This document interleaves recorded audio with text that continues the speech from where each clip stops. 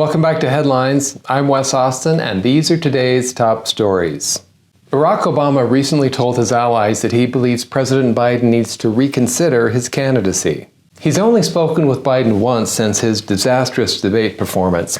According to the Washington Post, Obama has expressed serious concerns to his allies about the viability of Biden's candidacy. Reportedly, Obama has emphasized that only the candidate can make the decision to step away from the race, so let's hope that he can get through to Jill.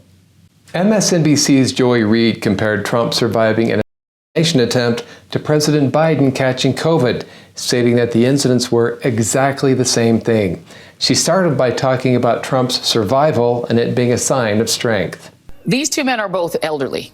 His survival of that and bouncing right back and going right to his convention is being conveyed in the media world as a sign of strength. Now Reid compares that to Biden. This current president of the United States is 81 years old and has COVID. Should he be fine in a couple of days? Doesn't that convey exactly the same thing? Joy Reid thinks Biden beating COVID is like Trump dodging bullets. Sure, because a stuffy nose and a near-death experience are practically the same thing. On a private phone call, Nancy Pelosi told President Biden that polling indicates he can't beat Donald Trump. She also told him that his continued campaign could destroy Democrats' chances of winning the House in November. It's also being reported that Senate Majority Leader Chuck Schumer had a blunt conversation with the president, advising him to step down. So both Pelosi and Schumer warned Biden that he could wreck the Democrats' chances in November. Biden countered by saying, "Wrecking things? That's my specialty." A former CIA analyst has been indicted for acting as a secret agent for South Korea, while her husband worked for the Washington Post and regularly falsely accused former President Trump of being a Russian asset.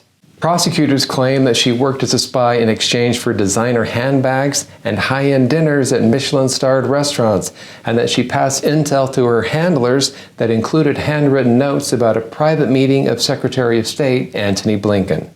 And all this was done under the nose of her husband, who apparently, based on all of his Russia-Trump collusion work, was an expert on knowing the signs of when someone was a foreign asset.